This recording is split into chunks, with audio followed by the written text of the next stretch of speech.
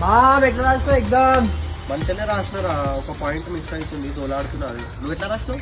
రాస్తా మంచిగా, border pass అయిపోతా. అరే ఎవరు వస్తారు చూసినావా? యాక్టర్ వస్తుంటారే, పెద్ద యాక్టర్.